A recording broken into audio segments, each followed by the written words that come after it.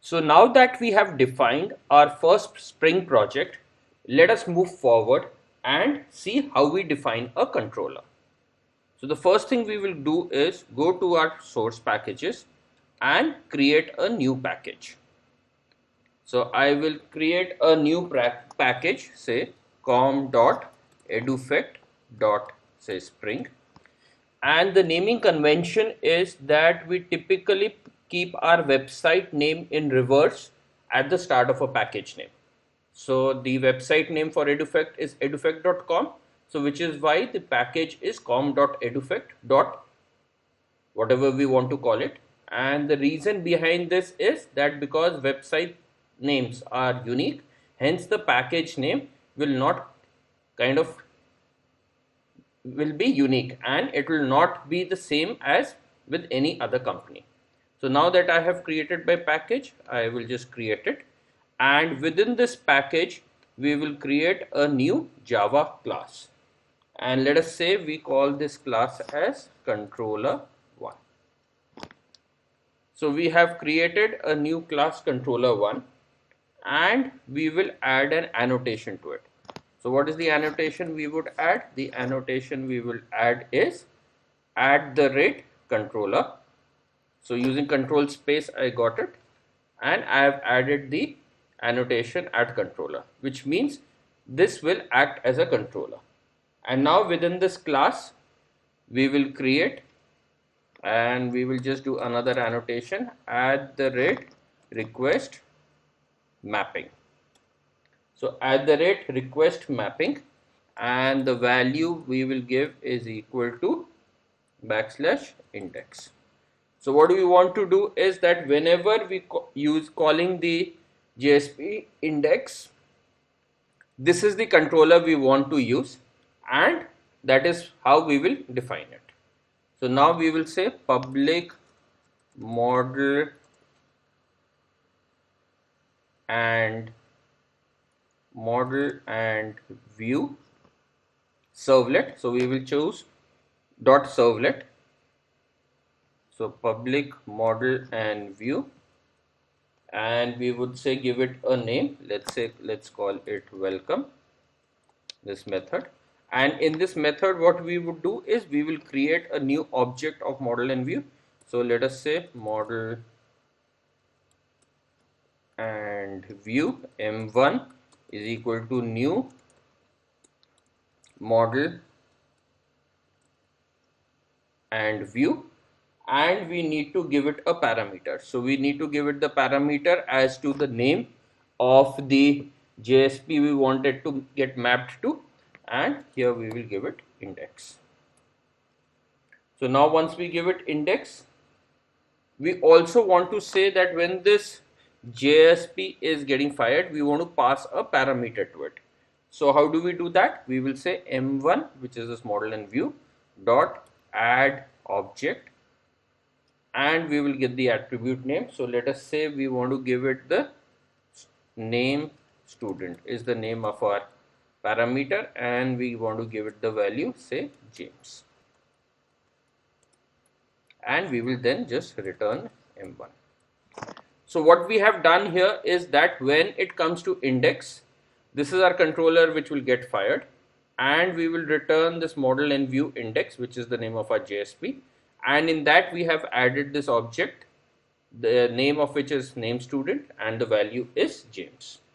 So now how do we use it within our JSP? Let us now go to our JSP, and in our JSP let us say welcome to Edufect, and let us say we say good morning, and we want to wish good morning to the student. So how do we get the student? So we will use expression language here, and within the tags we will put the name of the object that was passed, which is name student, and we will just close the para.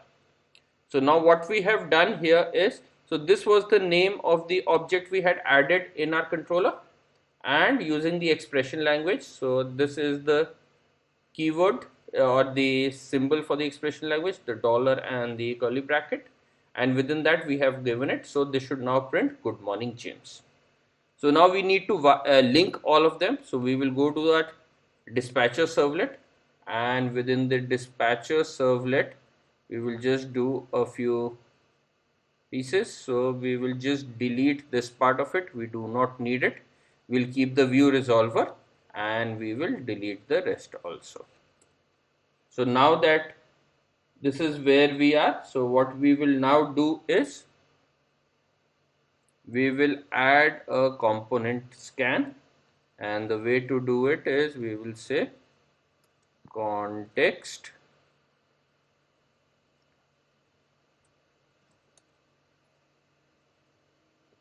and it has now given us context component scan, and base package is the package we had defined where we had put the controller. So it is com.edufect.spring.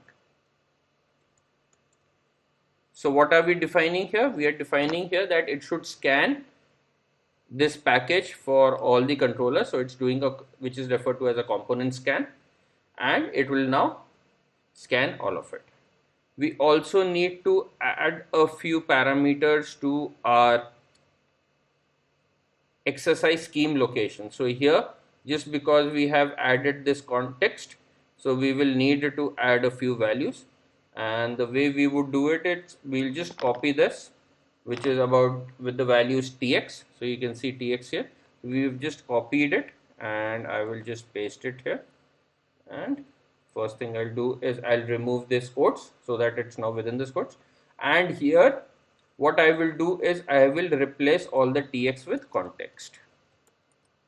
So I will replace all the tx with context.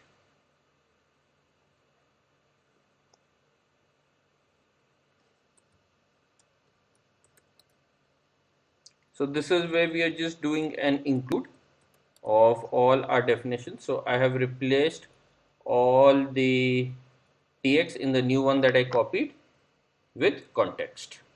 So because I had copied these values with which had tx, so I just replaced tx with context, so that in my exercise scheme location, so this is where we were, exercise scheme location, we have added the definitions of the context. And with this we are now ready to run it. So let me just go ahead and run the project again. So the build would happen, so which takes a little bit of time. And what should we get there? So we should get good morning James. So we had passed this parameter, so we get good morning James. Let us see if we change the parameter, what will happen. So instead of say James, let us say we give it the value Margaret. And now let us run it. Now if we run the project, what should we get? We should get good morning Margaret.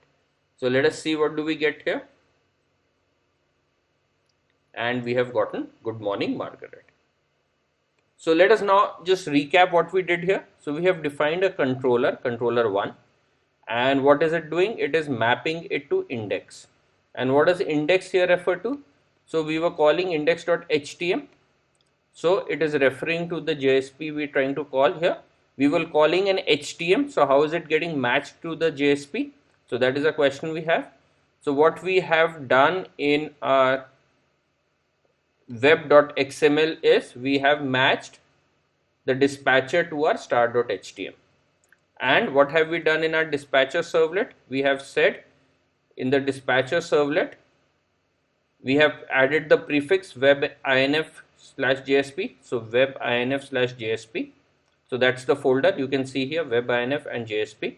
And then we have added the suffix, which is at the end of the file, we have added .jsp. So which is why index.htm mapped with index, and it then became index.jsp.